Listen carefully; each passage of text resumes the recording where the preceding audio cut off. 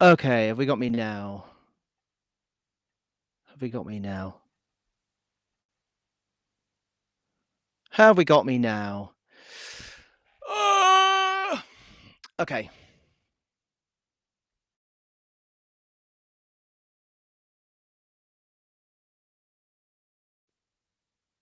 Have you got me now?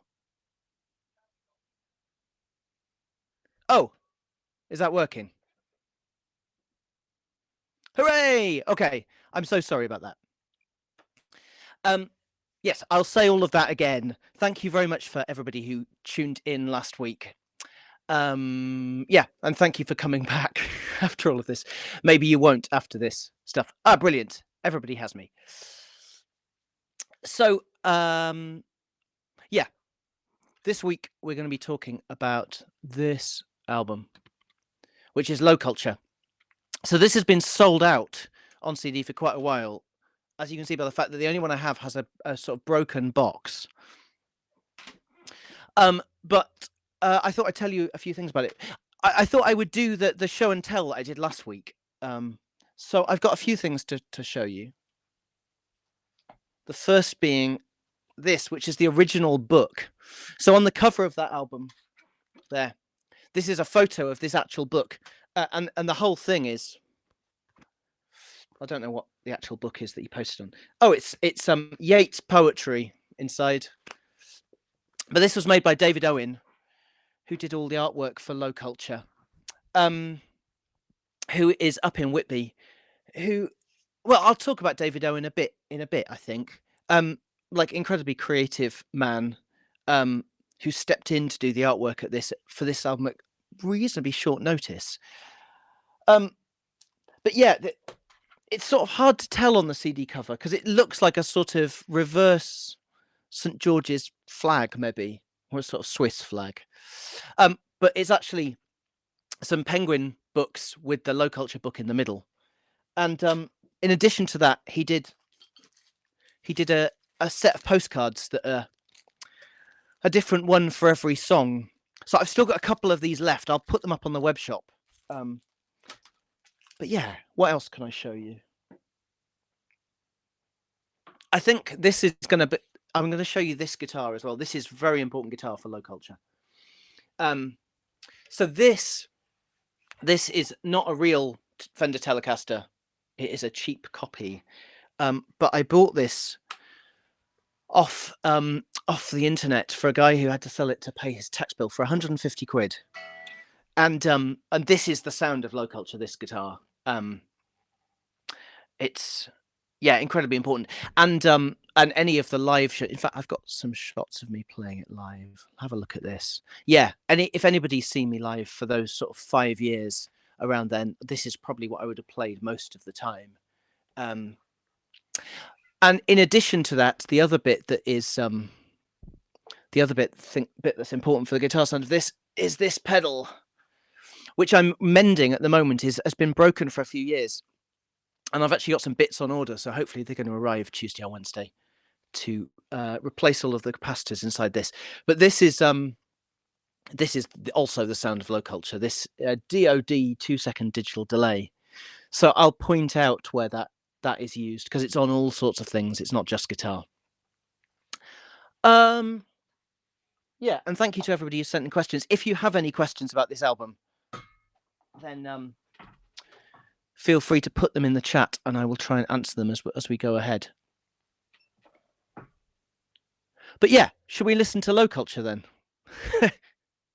I'll put on my headphones. Okay, here we go. Yeah, so the first track is called Leaving Australia. All ready? I'm going to take that as a yes. Here we go then.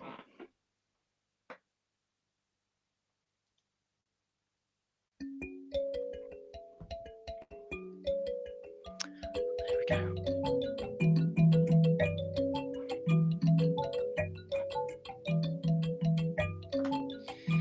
I sailed to the west with a schoolmate of mine. Together we shared the hot toil.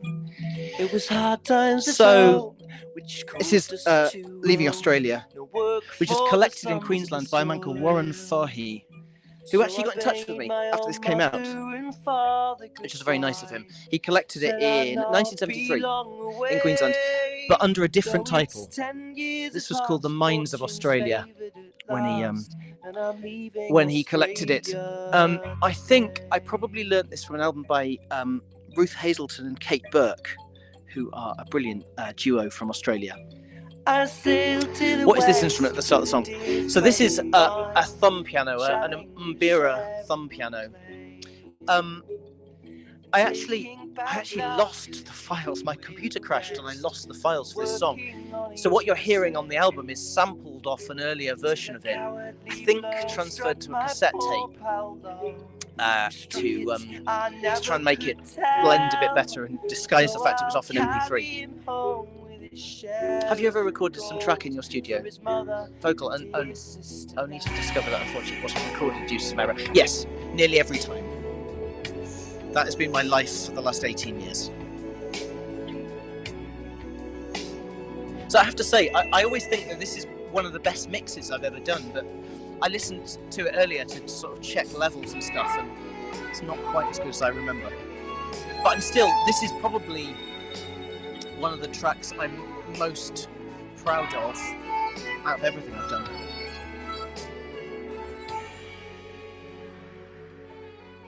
So these drums are me, and probably the best drum sound I've ever got.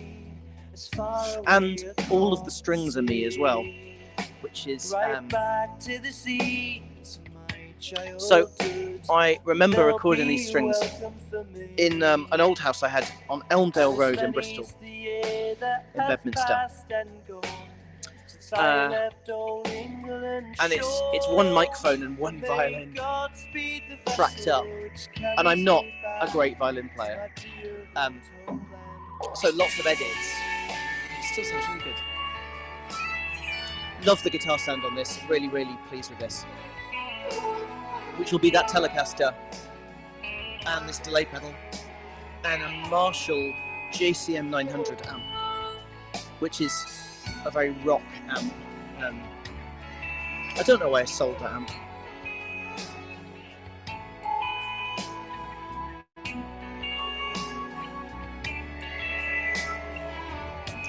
The samples of the children on that I've used that sample on a couple of different things. Most recently, the Art Brut album that I produced has got exactly that sample on it. Oh, Sophie. Right, okay. Sophie Lewis says, I live on Elmdale Road in Bedminster. Yeah, okay. So, yeah, I lived there for 3 years at number 50. And then I moved to Windmill Hill, which is where I recorded the rest of this album for 6 months. And then I moved back a lot closer to Officer Chessels. I talked straight over the Cora solo. The Cora solo is a guy called Dan Wilkins, who was at Birmingham Conservatoire at the same time as me, and could sort of play jazz arrangements on the Cora. So it's him on this. And Lawrence, who I mentioned last week on that Marching Snare and Tambourine. Lawrence has been on pretty much every album I've made, maybe apart from this last one, doing at least something.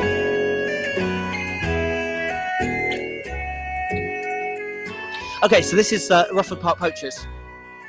If you saw me live around this time, I will have talked about Joseph Taylor. So Joseph Taylor was the first folk singer, or amongst the first folk singers, recorded with an audio recording on wax cylinder by Percy Grainger. So this track was recorded in 1909 by Joseph Taylor on a record called Authentic Songs of Peasant Folk Singers. But this track actually wasn't included on the record. This was an outtake, but it's on a vinyl thing that came out in 1974-ish, which is called Unter Brig Fair. So I'm pretty sure. So I mentioned last week about the Voice of the People records from Topic. This was on the Voice of the People. I'm pretty sure.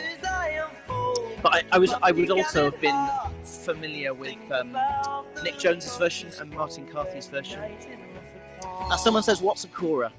So it's with a K, K-O-R-A. It's an instrument from Mali, like a harp that you play with your thumbs. So Sekou Keita, who is the current BBC Folk Awards Musician of the Year, is a kora player. So look up Sekou.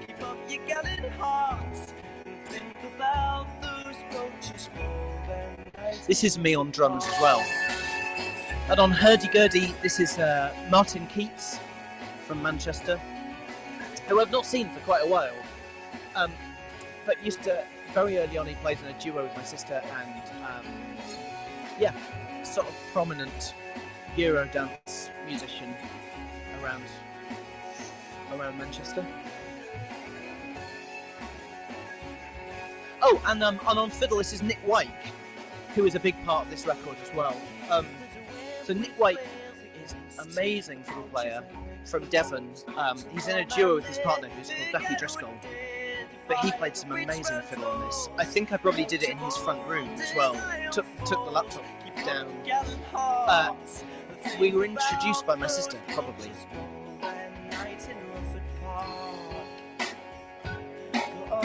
Oh wow! Orsino87 says, my wife Tricia is descended from one of the gamekeepers at Rufford Park, Mr. Herod. So yeah, this is a true story. Rufford Park is in Nottinghamshire. But yeah, this is a real thing that happened. So Joseph Taylor was 74 when he sung this song, and I think the battle was 1850-ish. So he was about 14 when that happened. But so, it's a real event.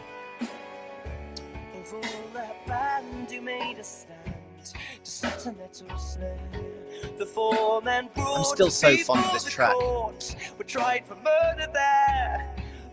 Yeah, the actual event was 1851. I shall look up Mr. Herod. Thank you for that.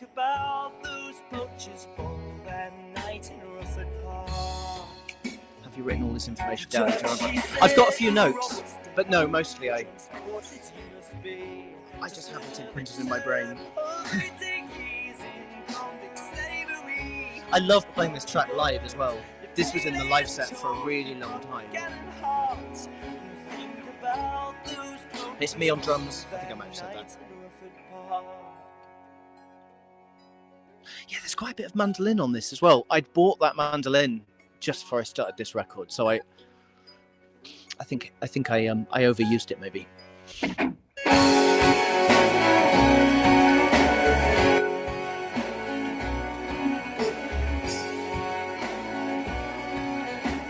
We'll talk about the live shows for this later. But I forced Jamie Dallaire to learn to play the hurdy-gurdy to do this live. He's a really good hurdy-gurdy player as well, if you know Jamie from the band Morkin and the band Topette at the moment. He's actually a really good hurdy-gurdy player, and he learnt it in about 3 weeks.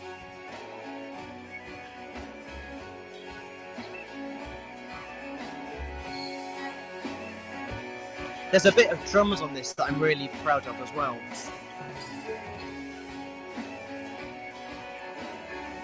So it's already happened.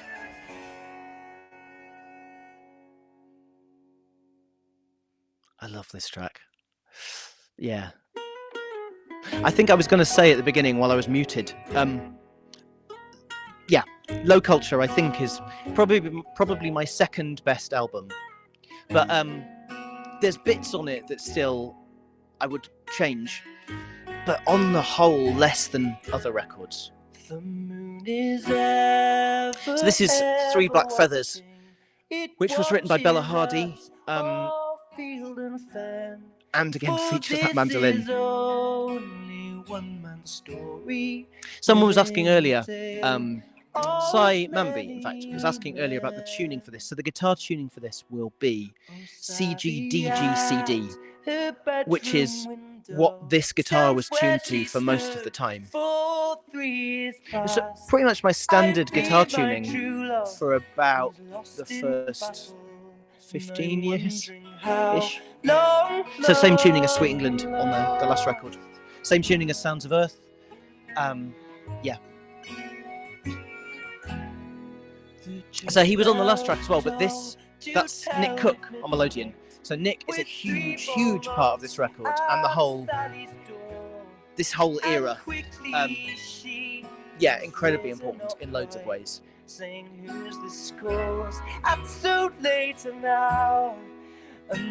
Culture is the second best, which is the best? Well, we'll do that next week.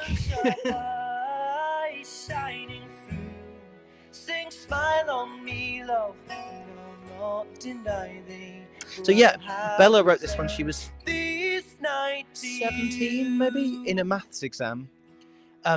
So I would have heard it quite a few years before this, and it'd been hanging around for a bit. But I think I mainly really like that mandolin riff. So on my new mandolin, I really wanted to play the mandolin riff that I'd written. So these strings, they were called the String Bean String Quartet. But this is Beth Porter's string quartet. Beth Porter, you might know from... She was in the Wayward Band with Eliza Carthy when I was in it. She's involved in the Spell Songs thing for Folk by the Oak. Yeah, and the Bookshop Band is her band now. But this is her string section in Bath. So this was recorded in Beth's house in Bath. What was the promise when I departed? I said it when the bullets flew. Someone else I should probably thank at this point is Richard Evans in Bath, who is an engineer who's worked with lots of people and was very helpful in this. And I took him some mixes to play him, to sort of ask some advice. And he thought this mix was already good enough, so yeah. He did some work on the next record, actually, after this one. I feel a bit bad that I didn't get him to mix some tracks on this record, but he was very encouraging.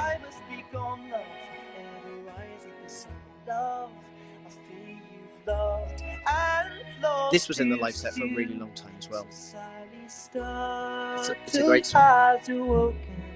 Raven sharp eyes shining through, but all that's left. So this is an example of a night visiting song, which is a whole genre of English folk song, all with the same plot, which is sort of couple parted, and one of them comes back in the middle of the night to say goodbye one last time, and it eventually transpires that he is a ghost. So there was the track Night Visiting on my second record. But yeah, this is a new night visiting song. What's next? Oh, I know what's next. So what's next is the track All You Pretty Girls. Do something for me. Which still gets requested at gigs. I should die at sea. I don't know if any of you were at the Sweet England's 10th anniversary at the Union Chapel. Did I play this one? It was either that gig or the last gig of the Wayward tour where I sort of walked off and went, that is the last time I will play this song. We possibly didn't do it at the Union Chapel. Anyway, this is an Andy Partridge song, Andy Partridge from XTC. Still proud of it, but yeah. Simon Dewsbury says, did you ever get any feedback from XTC about your version? Did they like it? Well, so this came about because... Oh, I should have given you this information already. Right, so to fill you in on the background, Sweet England sort of carried on for a bit, did pretty well, and then I had a bit of a crazy period where I wasn't sure what was going to happen. And one of the things that happened in that period is I signed a publishing deal with Warner Chappell Publishing, who are one of the biggest music publishers, and they wanted me to do some co-writing with somebody, and I did some co-writing with various sort of pop writers of theirs to come up with something. I don't know what. But then they asked who I would really like to write to, and I said Andy Partridge. And at the time, a guy called Steve Young, who put out my first two records, was managing XTC. So he hooked up for me to do some writing with with Andy Partridge. And I had a series of long phone calls with Andy. We never got in one room to write. But what he wanted to do was to sort of swap tapes, and then when we had something, get together and write it.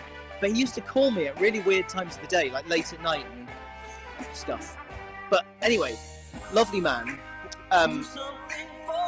And our songwriting didn't come to... I think I got cold feet, as will become a recurring theme of when I talk about this album. So I just covered one of his old songs. And yeah, it went pretty well, really. This won a folk award, and Andy was supposed to come and accept the award. He had a ticket and everything.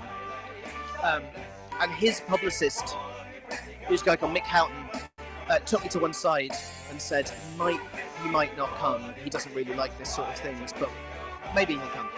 And he didn't in the end. But yeah, I did. So I sort of, to answer your question, I thought he didn't like this version of this track. But a couple of years ago on Twitter, he said he did, and he called me a really nice man. So that was nice. This choir is loads of people. Roy Bailey is on it, who's sadly no longer with us. Tim Van Eycken, who's no longer with us in a different sense. I really miss hearing Tim Van Eycken play the Melodeon and sing. I really, really loved Tim Van Eycken's stuff when he was doing it.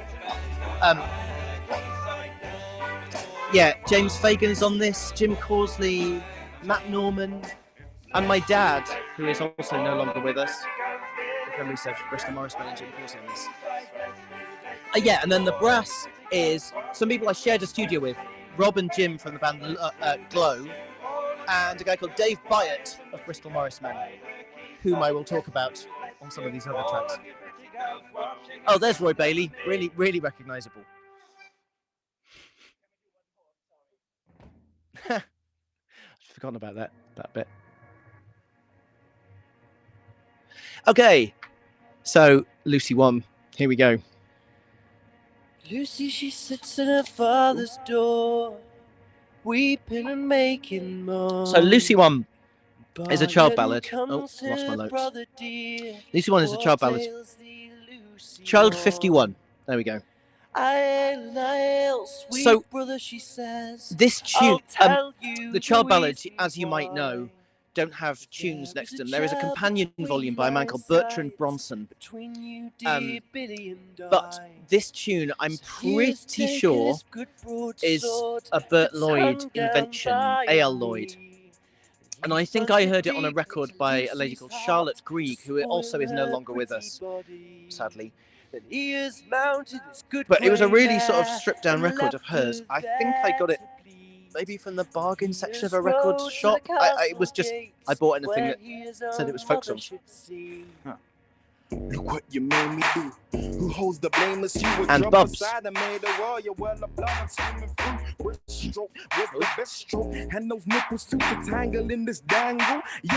What is this fantastic reverb on your voice? I am not actually sure. Have we lost sound? Tell me if you've lost sound. What happened is my screensaver kicked in. What is this fantastic reverb on your voice? I don't know, I'm afraid. It's from 12 years ago. I don't think I had Alta Verb then. So I don't know, I'm afraid, sorry.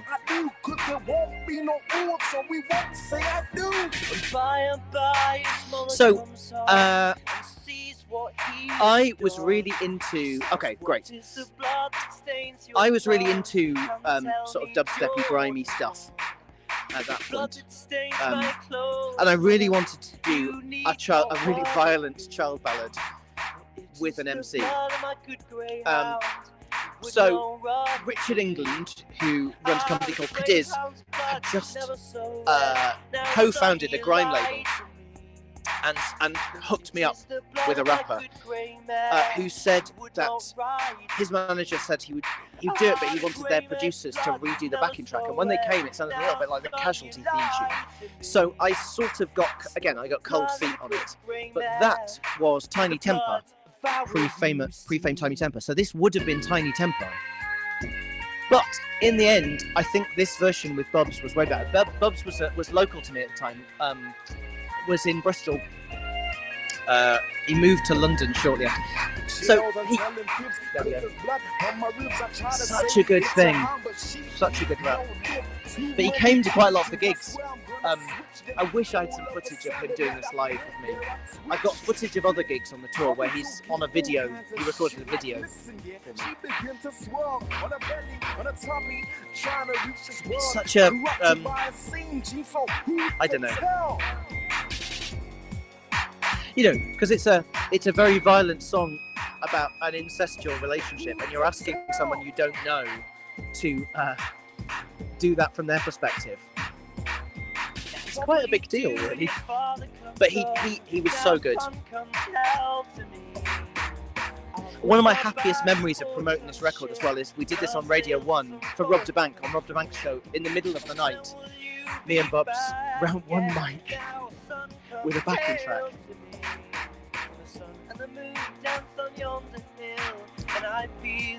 I loved playing this track live as well.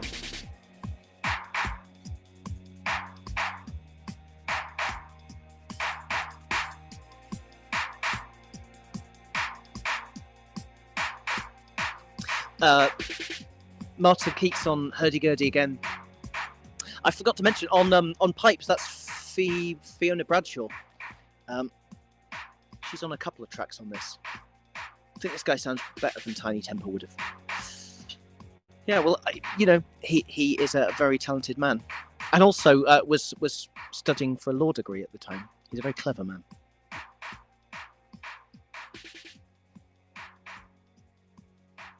Very long fade out. Wow.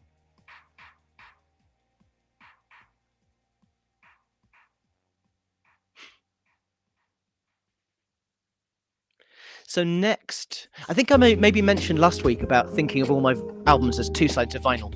So that was the point you turned the record over. So this is Across the Western Ocean, which actually is one of the other songs in my repertoire that has that mentions Liverpool. So this is about gold rush, sort of gold prospecting in America. I would have got this from Pete Coe.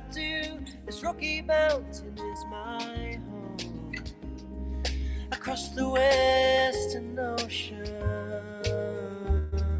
Very complicated drums, actually, listen to it. So this is me playing again, but I would imagine I probably did all of the drums of the drum kit separately. I was doing that for a while.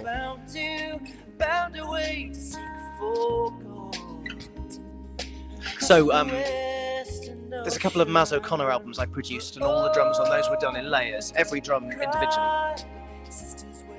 Oh, and more strings. I'd forgotten they were on this. Oh, right, yeah. Okay, so this is a new chorus for an old song thing that I was doing for a bit. I never quite made it gel. Yeah, undecided about this. However, I did do this song live quite a bit. This was always in the show, I think. Oh, any thought of re-releasing this on vinyl? I would love to, but it's so expensive.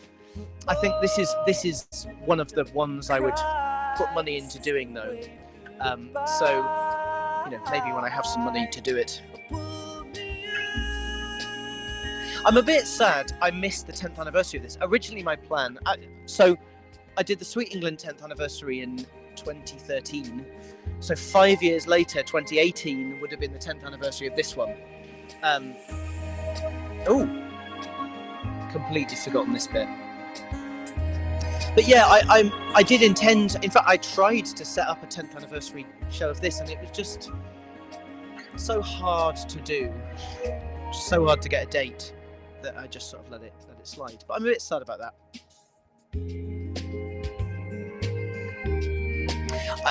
I mean, now all the festivals have been cancelled for this summer.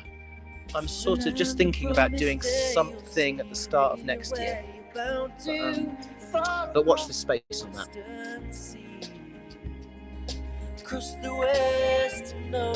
So this song is, well, people will recognise it as a shanty called Leave Her Johnny, Leave Her, but this song is the precursor of it.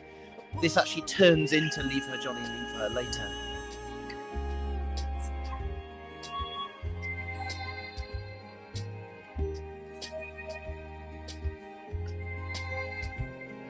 Oh, Caroline from Folk by the Oak, I think it's probably Caroline, says 15th. Yeah, maybe. We'll see. But the 15th will be the 20th anniversary of Sweet England, so I can do a combined thing.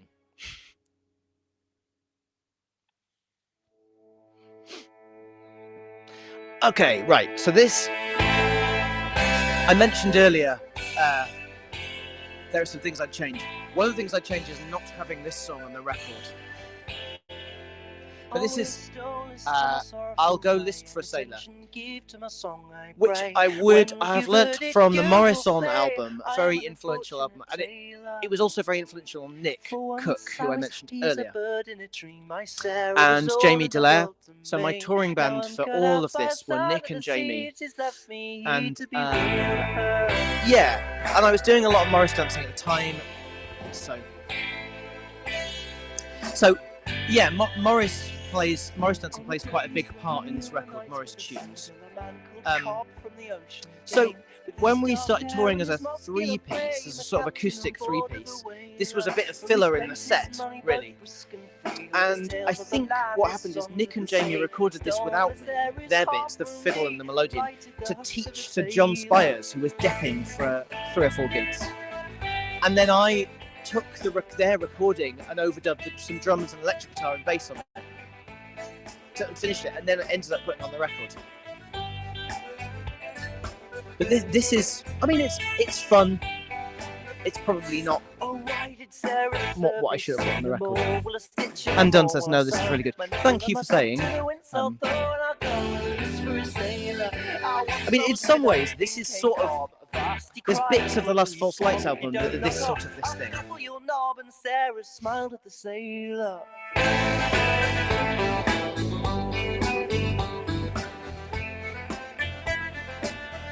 But yeah, as I say, Nick is very important in lots of ways to this record.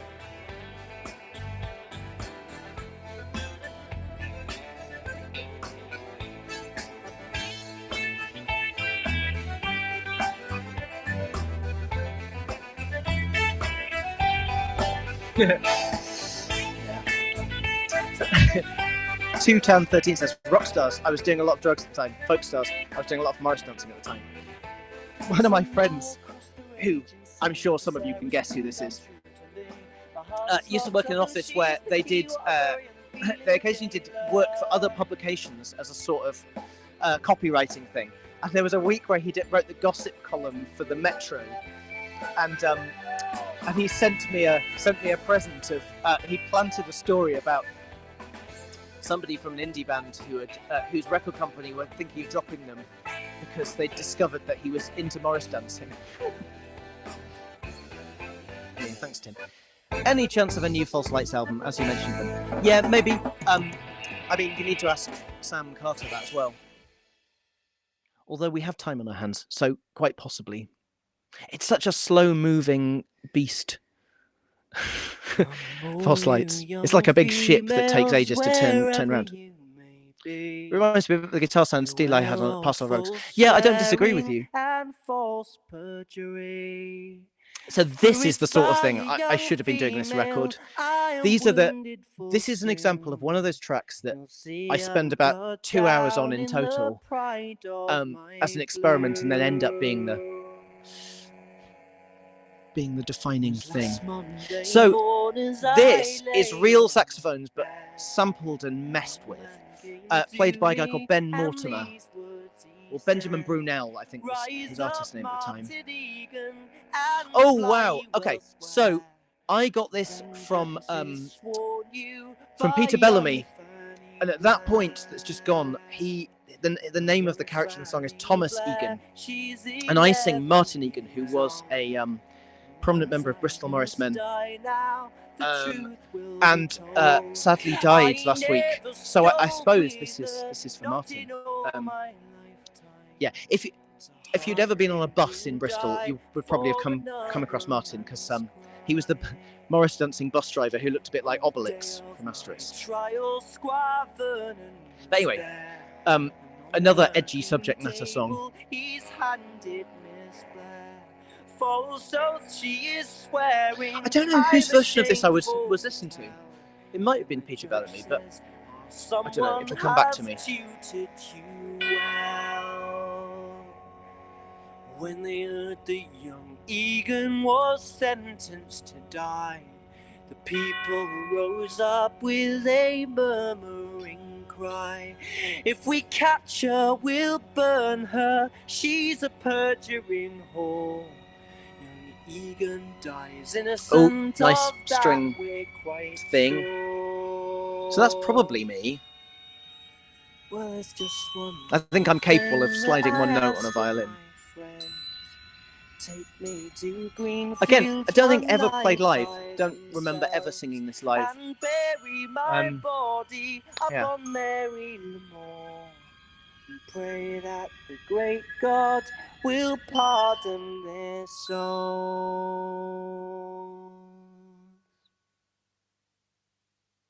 I don't know. I think that's one of the best sort of tracks that I do. The ones that aren't planned. So this is sort of the weighty track. So this is called Henry's Downfall. Really common song, in different versions, but this I think is the best version. This is a Midlands version. What child number is this? Round number, rather. Round 221. There we go. So I've got a feeling that this comes from Ewan MacColl. But to me, from Coot Boys and Simpson, there was a Coot Boys and Simpson album I really, really liked, which I've rated for various things, including on The Outlander, John Barleycorn. Their version of that is on the same record.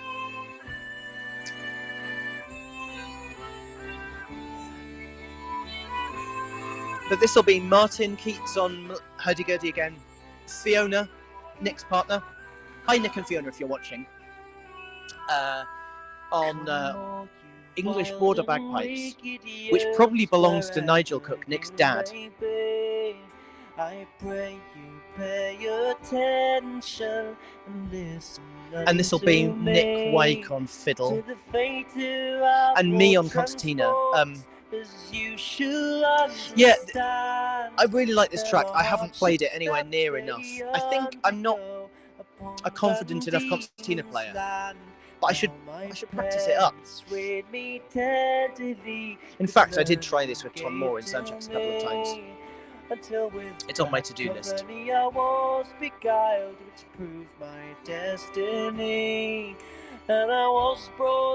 I think what we were going for in this, in my head, it was a sort of English Acoustic Collective thing, which English Acoustic Collective were Rob Harbron and Chris Wood and John Dipper.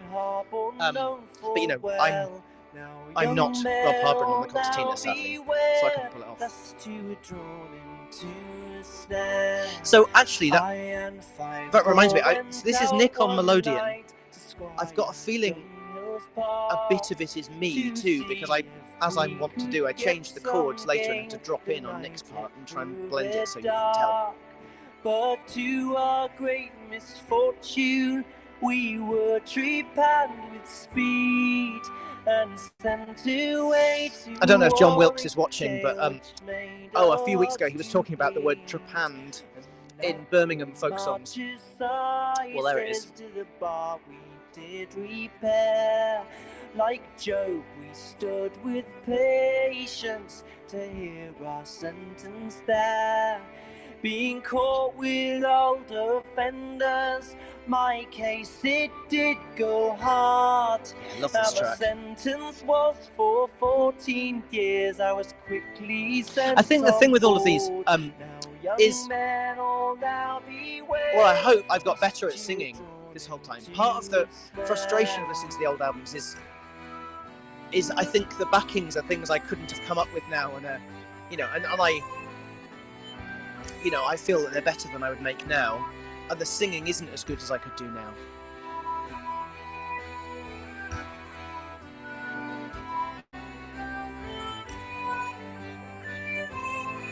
So I have a very distinct memory of.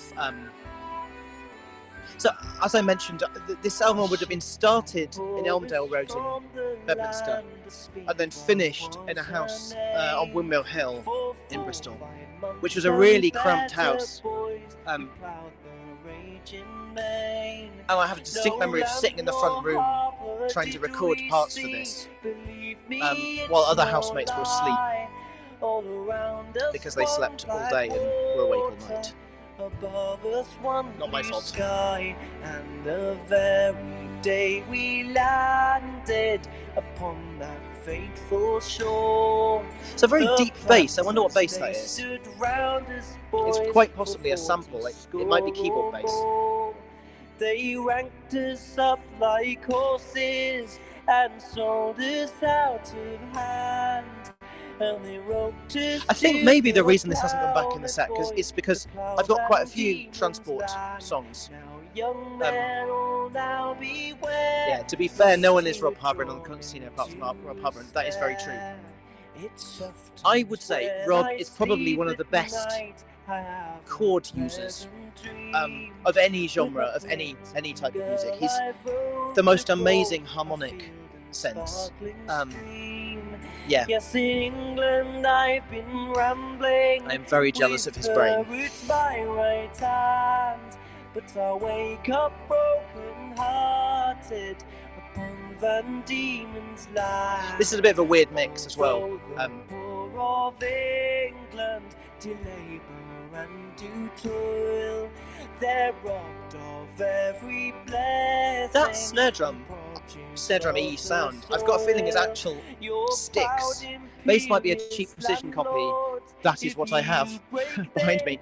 Yeah, it might be that the Hohner that is on all of the records. It sounds better than the Hohner usually does, though. So. Young men, all now beware, lest you are drawn into his snare. Round about this time, in fact, not long after this, I did the original version. Well, not the original version. A version of the Transports at Sidmouth Folk Festival. The original, newer version. And I did all the arrangements for it, and I was strong-armed into singing the Henry role. But we got Lester Simpson from Coop Boys and Simpson in on that, which was he's such a great singer. They're all such great singers. One of those influences that has been a really big deal for me, but I don't think anybody would tell, and sort of never get talked about, which is a shame. Just really good at phrasing, Coop Boys and Simpson. I think this tune is probably too slow to play the Chien of Hurdy-Gurdy 2, so it's a big ask of Martin.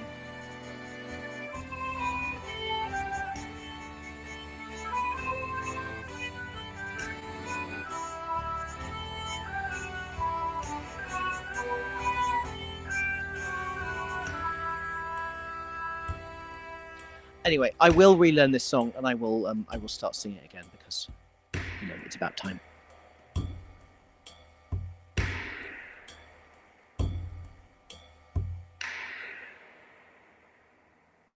Ooh, big reverb.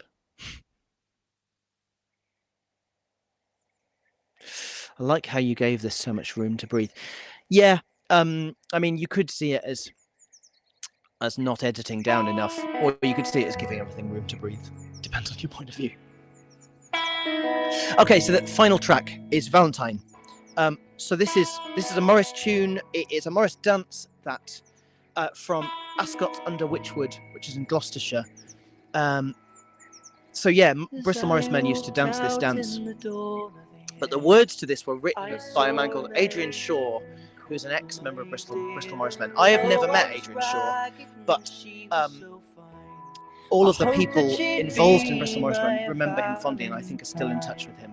So this is he wrote this set of words to sing, and it was the party piece of Paul Woods, who was a linchpin of Bristol Morris, who again is sadly no longer with us. So this song sort of got passed on to me as a song to sing in the pub after dancing. Paul sort of went, "Here you go." So yeah, I was encouraged to do this song. But what on earth would my old Such a good tune. I think it's probably up there with my favourite Morris tunes. And it's a great dance as well. A corner dance from Ascot.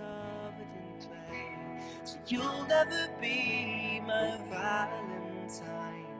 Valentine. Hopefully you still got me. Are you letting the final track run on? Well, we'll talk about that in a second, maybe. Is Morris still part of life? No, it probably should be. I mean, I don't live anywhere near anymore, I'm afraid. Which is probably one of the reasons I've let it lapse.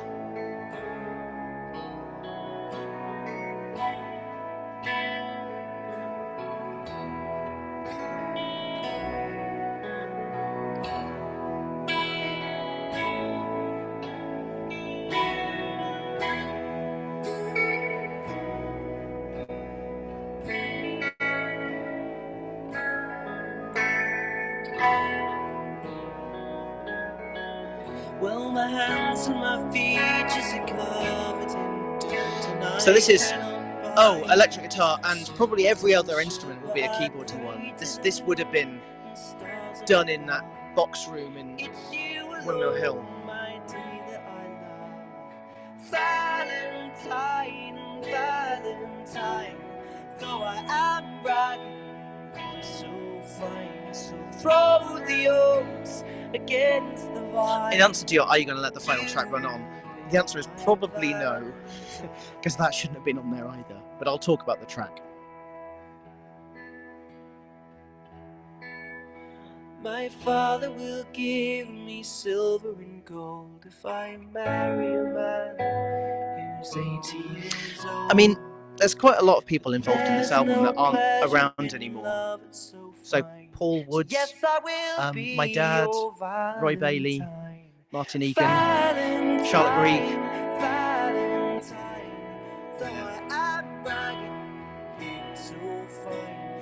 Another great guitar sound there. Yeah, that won't be this one. That'll be this one that I showed you last week. That'll be that one. But it'll be CG tuning, I reckon. You will be my Valentine.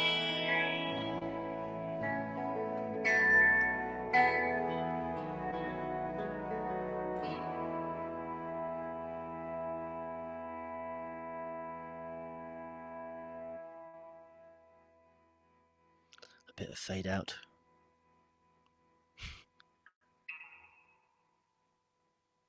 So no, I'm not going to play the hidden track. Sorry.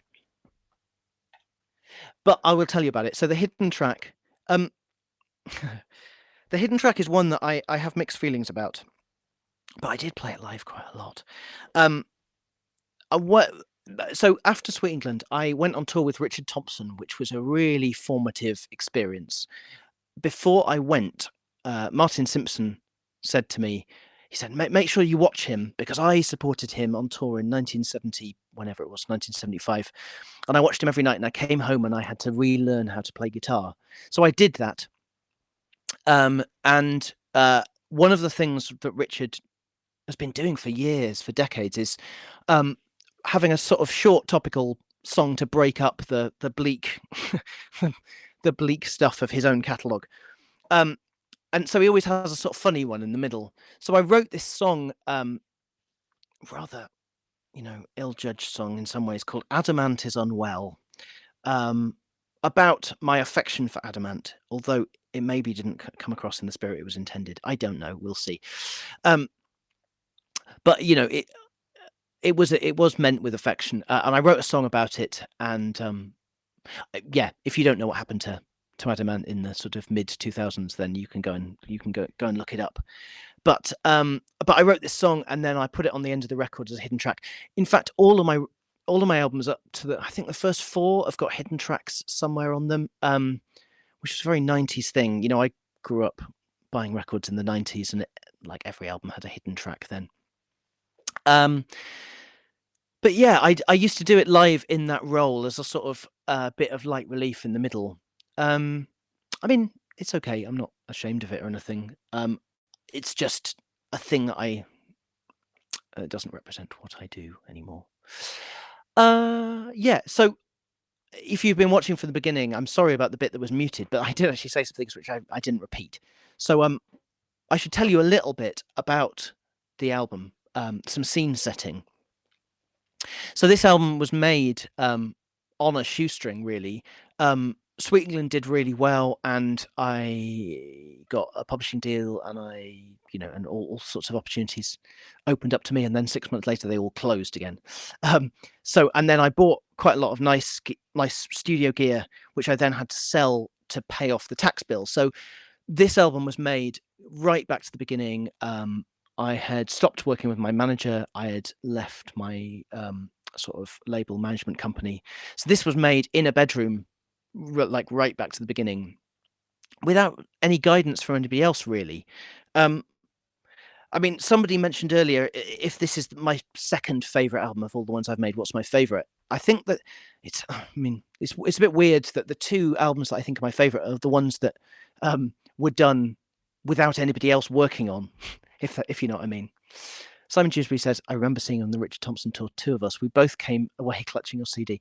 Oh, that's so nice. Thank you. I mean, people still mention it. It was a really important thing for me to have done, really, and it it really did change the way I played and change the way I sang and everything. But yeah, so this album was made with no money, but I still am really proud of it. I think the sound of it is pretty good, which is partly thanks to a guy called John Astley. So John Astley is a mastering engineer who sort of is known for working with quite picky clients. He's done a lot of work remastering the Who records and Led Zeppelin and George Harrison. He did the reissues of All Things Must Pass.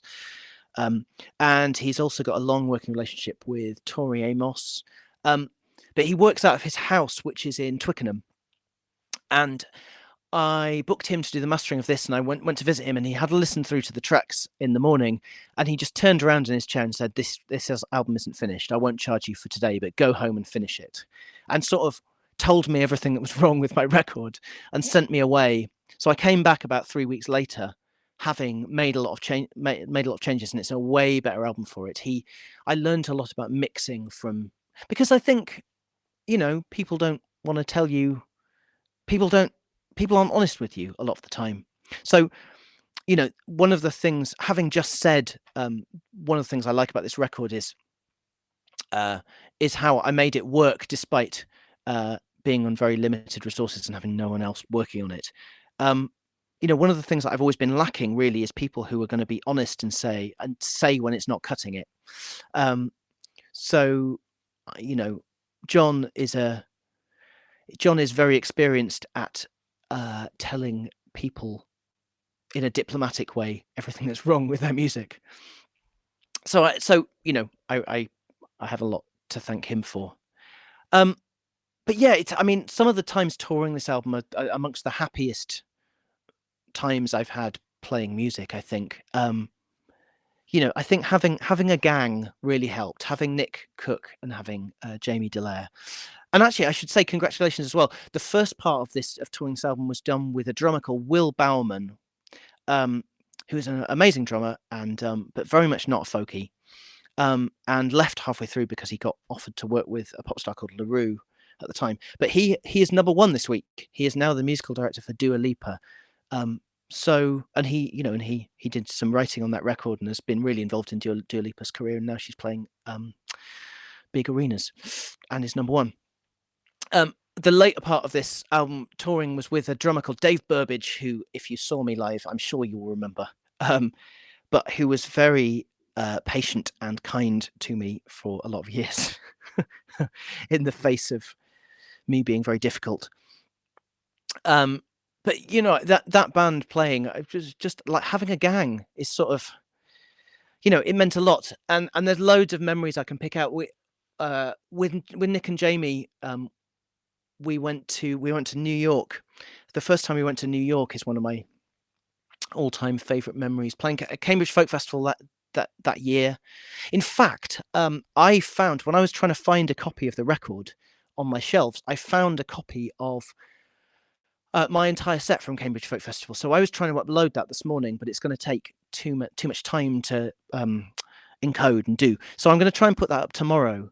I will post the link tomorrow, but yeah, I'm going to put the whole of the gig from Cambridge Folk Festival up. I mean, a week before Cambridge, we'd played WOMAD as well, which is probably one of the best gigs I've ever done. Going out live to Radio 3 with sort of no preparation, really. We just weren't prepared for it. And yeah, it was we were on the Radio 3 stage, and I think and it was the biggest crowd that they'd had, just for various reasons.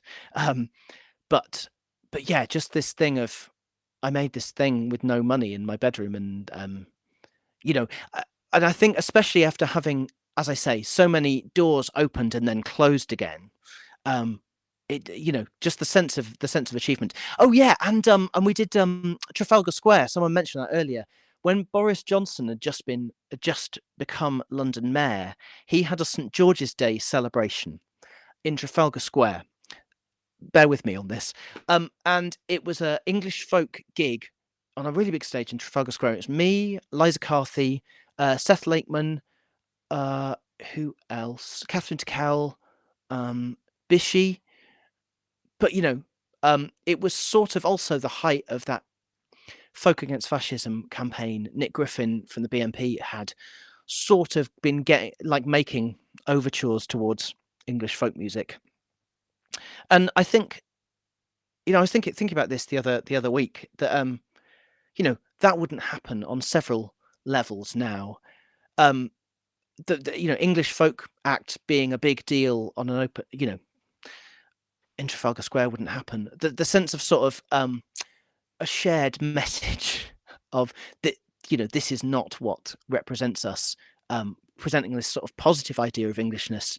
You know, I think we've lost a lot. But the other thing that occurred to me talking about this record is this album came out in July 2008. So it really does represent the last age before the sort of financial crash. The music industry was sort of never the same again, really, afterwards. Certainly not if you're self-releasing. It was this weird period of time where major labels' grip on music diminished a little bit, but people self-releasing and on independent labels had loads of opportunities, you know, because the financial crash hadn't happened yet and things hadn't got tighter. So I suppose my memories of this are like being treated like a important, you know, musician rather than being in some sort of folk ghetto. So, you know, as I say, this is, you know, maybe this is why I like this record so much. It represents a really happy time for me. In a way that a few people have asked if I'm going to talk about the second record, the self-titled one, which I might do. Depends how long we keep doing these broadcasts for. But you know, I'm happy to talk about it, but it does represent an unhappy time for me, so it's just harder to talk about. Anyway, what I'm trying to say is I was really grateful to have my friends around, to have Nick and Jamie and Dave and Will and Joe Garcia, who would have started working with us at the beginning of the campaign of this. Joe, I still work with Joe to this day, still work with Nick to this day, still see Jamie and hear from Dave on Facebook and stuff. Yeah. If anyone's got any questions, by the way, post them in the sidebar. I'm just trying to think if there's anything else I should really say. I mean, this album also, you know, Sweet England sold a lot of copies, which is what opened all of the doors. This sold a fraction of them, but it did sort of get a lot more sort of awards and critical acclaim and a sort of far wider far wider platform. So yeah, it felt like a time when everything was going right. Your Rolling Thunder review. Yeah, sort of. Maybe. Remember all the great folk events at South Bank? Yeah. Yeah, well, I mean, this album would have happened. Oh no, yeah, not that long before sort of Bellowhead became a big deal and had their New Year's Eve parties at the South Bank and were artists in residence at the South Bank. Tim says, who'd win in a fight between a crab and a ghost? I think the colour of Thursday is orange, personally. Who'd win in a fight between a crab and a ghost? I think a ghost would obviously win a fight between a crab and a ghost. It's obvious. But I'm sure I've answered that question before. So, yeah. Let me just look at my notes and see if there's anything else I should be telling you. Anybody else I should be thanking that I've forgotten to thank?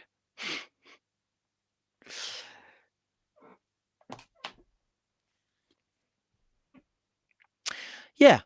I mean, I don't know. I think I probably should remaster this record. I think it deserves it. Oh yeah. Wait, there are some questions. Let me scroll down. Sorry, this is so amateurish. You see, if we keep doing these, this might get better or it might not. Oh, Hope, I did ask a question, but you were busy. Scroll back. I was asking you to sing next week. Can you just ask the question again? In fact, I think it's a shame I don't have any footage of that Trafalgar Square gig, because that is the first time I met Hope, who I think made us all hats that day, as I'm sure she'll remember. But yeah, amazing gig. Yeah, I'll just wait for Hope's question to come round. So, questions that were sent in. Was the Wild Boar considered for inclusion in this album? You're playing it around the same time. I was, yes. The Wild Boar was eventually ended up on the album after this, which was called In Modern History, on a second disc. But yeah, the Wild Boar was another Morris-based track that was just for live. So I mean, it might have been considered. Yeah, it probably was considered for this, actually, to be honest. Yeah, the thing is, that Wild Boar arrangement was the tune is a Morris tune called, it would be Bampton Trunkles, but the words are from a different song, and they were put together by John Looms. So I think I felt like it wasn't my song to put on an album. I think that's maybe why. Although I did after that. Sorry, John. Yeah. So questions sent in. Oh, actually, I'll answer Hope's question because it's just come up. You said your voice had improved. I've always enjoyed you unaccompanied singing, so maybe you would sing next week. Yeah, I think that's entirely possible, depending on what album I do. Yes, I'll a tentative yes, but don't hold me to it. So, Scary Cat Lady sent through on Twitter. Our wedding first dance was Valentine. I love this album so much. I hope it was actually a duo jig version of the Morris dance. Yeah, it's such a good Morris dance. It's one of my favourites. Someone else says, Dr. Heather Williams says, hi, Gemma, are you planning any live gigs online anytime soon? I listened to Martin Joseph on Facebook Live on Sunday night, and it was food for the soul. I'm sort of not at the moment, although I am thinking of some things to do. I think I might well end up doing a live thing. But you know what? I think I might do it over summer. Now all of the festivals are having to be cancelled, which I should mention because they were around earlier. I'm very sad not to be going to Folk by the Oak this year, and but I hope it can be rolled over to next year. I know that the headliners have mostly been rolled over to next year. I'll probably give Adam and Caroline a call this week if they're still watching. And Shrewsbury Folk Festival, I've been thinking this week of doing a sort of standalone folk slam when, to tide people over before 2021's Shrewsbury Folk Festival. But yeah, I might do some sort of live online thing over the summer, because I think there's a lot of them right now. And I think when we're really going to need that music is when we would have been at festivals, in July and August. So I'll try and I think I'll put together something a little bit more high production value for July and August. Dan Simpson says, can we buy that second disc to In Modern History? You can if you want. I've got tons of them in the wardrobe. I don't know how much I'd charge for it because it was a sort of deluxe edition. But yeah, I mean, yeah, send me a message and I'll send you one probably. You were going to talk about the artwork on the album. Oh yeah. David Owen. So I met David Owen. Where did I meet David Owen? Probably in Whitby. He probably came to a gig and said, if you ever need any artwork. And I said, well, as it happens, I do need some artwork for an album that is nearly finished. And he made this. So yeah, and then he did an exhibition, which you might remember, at the South Bank in London. Is it the South Bank? Yeah. 5,000 Morris dancers exhibition. Yeah, I mean, I've done a few things with David Owen. He was involved a little bit in the artwork for the album after that as well. But yeah, I mean, it was a pleasure working with him. He came with us to South by Southwest in 2010, maybe. Yes, maybe. Okay, some more questions. I can't think of a serious. This is Matthew Carter says, one question I have is, has Adam Ant ever listened to the album? I really hope not. I mean, no offense intended, but I don't. I would feel uncomfortable if that was the case. But yeah, Simon Dewsbury, who I think was watching, sent in a question, said, it's a bit country, but it would be great if you could say a bit about the Jim Murray album at the start, particularly about your own songs and that cover. To be honest, I'd be interested in anything you have to say about it. Yeah, okay. Well, maybe I will talk about it. Maybe I could do a combined one about that and In Modern History, because I think there's more to say if I combine those two difficult ones together. David Wright sent in a few questions. He says, what was your musical approach coming into this album? Did you feel it was a natural progression from the first two, or did you consciously want to take things in a different direction? I always want to take it in a different direction. I think that's, that's the mark of what I do. It's just the way my brain works, really. For me, it's a much bolder, more confident sounding record, and certainly one of your best. Well, thank you very much. Yeah, so I remember starting this record intending for it to be an acoustic one. I've started a few albums. Upsetter was like that as well. And Outlander was intended to be a stripped down acoustic record. And then I think maybe because of that riff on Three Black Feathers, But yeah, it obviously didn't end up like that. But I always go into an album wanting to do the polar opposite of the one before. As I'm doing again right now. I mean, I'm sitting in a different place from last week. I don't know if you can tell, partly because there isn't enough room. If I tilt this round, you might see the drums. So I'm surrounded by drums that I'm trying to finish this week. And yeah, crushed in my studio that doesn't have quite enough space to have drums in it. But yeah, I always want to do a different thing. Can you talk about the video for All You Pretty Girls? It looked like a lot of fun. The video for All You Pretty Girls is pretty similar to the XTC video for All You Pretty Girls, through a weird set of coincidences. I was told by Peter Lord from Aardman Animation, Bristol legend, who you might know. I was told that Aardman pitched to do a video for XTC for All You Pretty Girls, but either they didn't pick that brief, and I've never had a chance to ask Andy Partridge about it, but I would really like to know, because I think that would have been brilliant. And a couple of years, so All You Pretty Girls, the XTC version probably came out before Sledgehammer by Peter Gabriel, which is famous Aardman video. But I would have loved to have seen that. But yeah, XTC's video is a bit like a sort of school play version of the song, and we did our own version of it. It was directed by a guy called Bob Blunden, all filmed around Bristol, and Yeah, it's okay. I feel like I look very awkward in it because I'm not an actor, and it required me acting that video.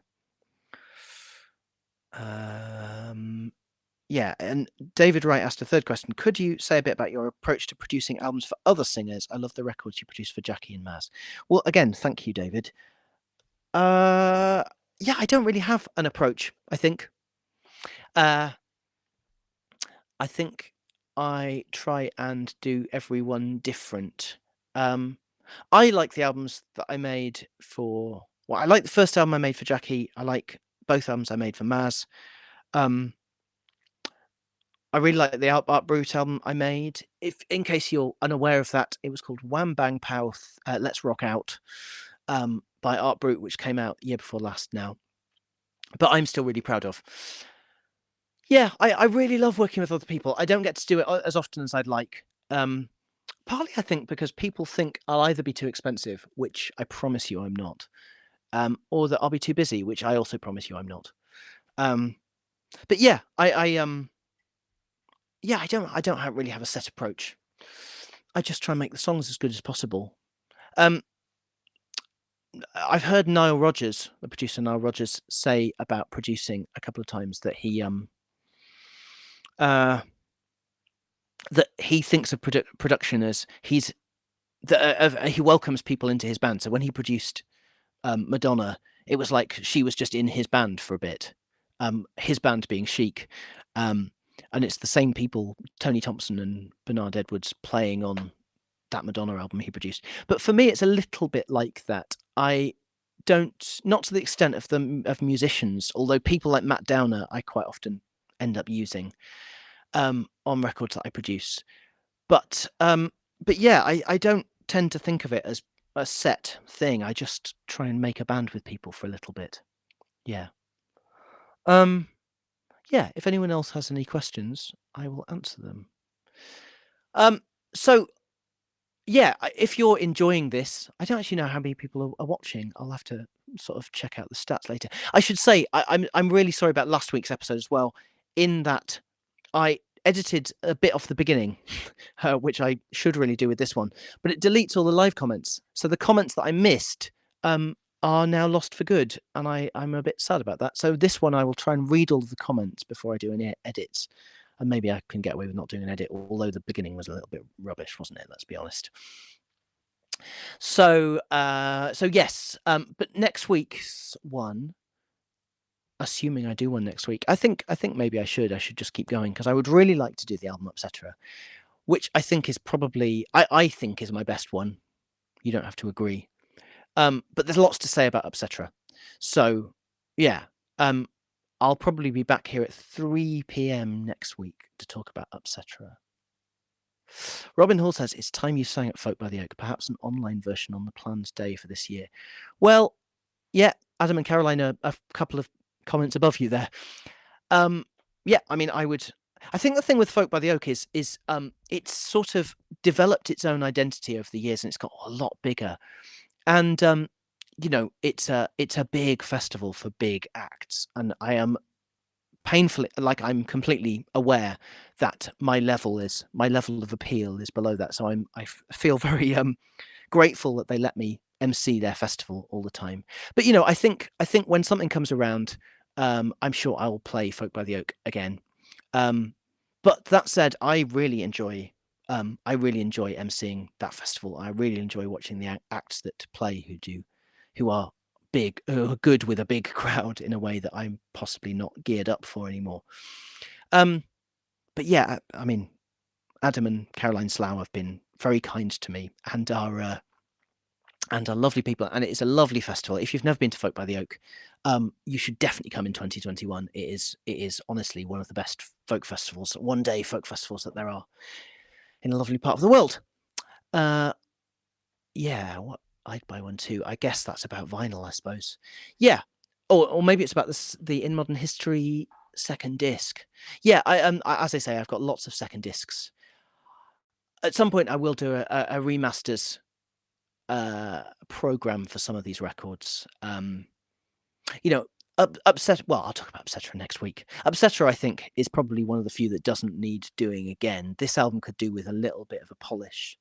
But as I've said a couple of times in this stream, Nick Cook is back in Bristol and has a mastering studio. So I should really go and, take these albums to Nick to work his magic, really. I think that's probably it. Thank you so much for tuning in. I realise I've been talking for an hour and 20, of which the first 5 minutes were inaudible. I'm really sorry. But yeah, I think I will come back next week to do Upsetter if you will all come back too. So there is a PayPal link if you've enjoyed this. Thank you to everybody who sent me money last week. You're all very kind and, don't feel that you need to do so again. But it is much appreciated because I don't have any way to make any money until September. Yeah, and I also I'm thinking of everybody who has lost people in the last week, as it all creeps slightly closer to us. So, stay safe, and I'm thinking of you, and also I'm thinking of you if you've had to cancel a festival or things you were looking forward to have been postponed. Yeah, I've got some ideas for things to do over summer, and I've got some ideas for things to do when all of this is lifted. So, maybe this all gives us a bit of time for some reflection and some time to time to think about stuff we'd like to do career-wise and music-wise and just sort of friendship-wise. So, I think there's a lot to look forward to in 2021, and I'm sad not to be seeing people over the next couple of months, but when we do all meet again, I'm sure it will be a really good time to be around folk music. Thank you so much for tuning in. I will so yeah, I'm also gonna put up the stream from Cambridge Folk Festival 2009, which looks really good and sounds pretty good. And as I say, represents a really happy memory for me. So I'm gonna put that up tomorrow. So check that out. Thank you very much. I'll put up some photos of well, here we go. Of Cookie and of Jamie and of me. Thank you very much for watching, and I'll see you next week. Thanks. Bye.